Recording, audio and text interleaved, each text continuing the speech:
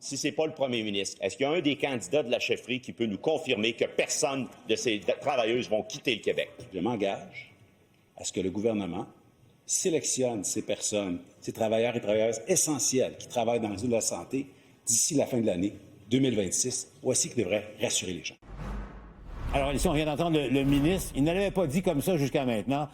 Toutes les personnes, les hommes et les femmes arrivés ici qui travaillent dans le réseau de la santé auront un accès direct là, pour obtenir la citoyenneté. Il n'avait pas dit ça jusqu'à maintenant. Mais il l'avait pas dit aussi clairement et fermement. Mais donc, moi, je l'encourage à clarifier c'est quoi le nouveau programme et qu'est-ce que ça va changer. Parce que à chaque fois qu'il le fait, bon, mais là, on est rassuré. Alors qu'il avait déjà dit, les secteurs de la santé sont priorisés, la petite enfance, le manufacturier. Donc, c'est des secteurs priorisés parce que ce qu'il faut comprendre, là, c'est que le PEC, c'est un programme qui date de 2010. Donc, ça fait 16 ans.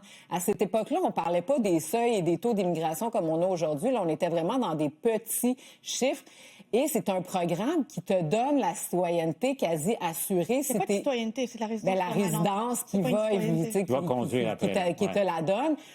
Après 2 ans à travailler ici au Québec, je veux dire, tu peux être assistant gérant d'un McDonald's pendant 2 ans puis obtenir ta garantie que tu vas obtenir ta résidence permanente. Ça fait aucun sens. Puis un potentiel, le ministre l'a dit aussi, ça, je trouve ça bien qu'il l'ait dit, que c'est un potentiel de 350 000 personnes qui sont sur le territoire qui pourraient se qualifier au PEC. Donc, c'était important de le changer. D'ailleurs, la CAQ avait essayé de le changer en 2019, ce programme-là, et de l'abolir, mais il y avait eu la même montée de bouclier, il avait reculé sous la pression, et là, on revit encore la même chose, mais c'est un programme qu'il faut modifier, mais moi, tant mieux si on est capable de rassurer les gens qu'avec leur maîtrise du français, s'ils sont dans le domaine de la santé et s'ils sont dans les domaines prioritaires, ils vont pouvoir rester au Québec. C'est ça, en quelque sorte, le droit acquis qui est demandé. Donc, tant mieux. Yasmine?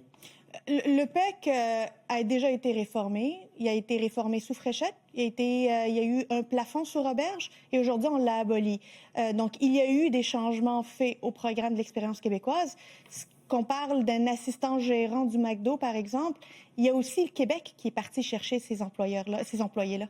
C'est Québec qui est parti leur dire « Venez, on a besoin de vous.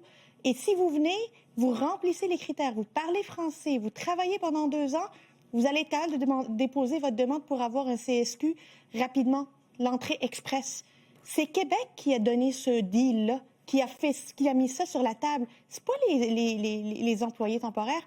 Ils sont venus. Ils ont travaillé pendant 2 ans. Ils ont parlé français. Ils peuvent pas déposer leurs documents. Et là, je veux bien... Le PSTQ est un très bon programme. Le nouveau programme est un très bon programme. Je dis pas le contraire. Il va permettre une meilleure agilité. Mais pour les personnes qui ont rempli leurs critères, qui sont déjà ici, je peux pas imaginer qu'on puisse leur dire « vous êtes plus prioritaire, prenez vos valises, rentrez chez vous. » Ou sinon, allez taper sur le fédéral pour qu'ils puissent renouveler votre permis temporaire. Puis on verra peut-être dans quelques années, s'il reste de la place, on vous la donnera. C'est inhumain. C'est la parole du Québec. Le Québec a une parole, il faut qu'elle vaille quelque chose à l'international et on est en train de la détruire aujourd'hui. Oui, mais le problème, c'est que le PEC permet aussi à des gens qui sont arrivés par le programme fédéral, le PMI fédéral, qui donne justement le Québec n'a aucun emprise là-dessus. C'est 180 000 immigrants qui sont arrivés avec un permis de travail. Ces gens-là aussi peuvent appliquer au PEC. Donc, tu sais, Yasmine, je comprends, mais c'est pas les 350 000 personnes là, qui ont reçu une invitation du Québec, qui ont vu le programme passer. Non, mais il y en a plusieurs qui... Oui, mais est-ce qu'on est capable... Non, mais une fois qu'on a dit ça, est-ce qu'on est réellement capable d'admettre 350 000 personnes alors qu'il y a eu 200 000 demandeurs d'asile? C'est les personnes qui sont venues au Québec, attirées par le Québec en vertu mais à un moment donné, du PEC. Là est la question. S'ils ne sont pas dans les programmes prioritaires, on ne peut pas non plus... Est-ce que c'est les chercher? Mais ce programme-là, il n'y a aucun sens. Est-ce que c'est normal qu'après 2 ans de travail, tu aies une citoyenneté canadienne? On aura la réponse. Vous savez quand est-ce qu'on aura la réponse? En avril avec la course à la CAQ.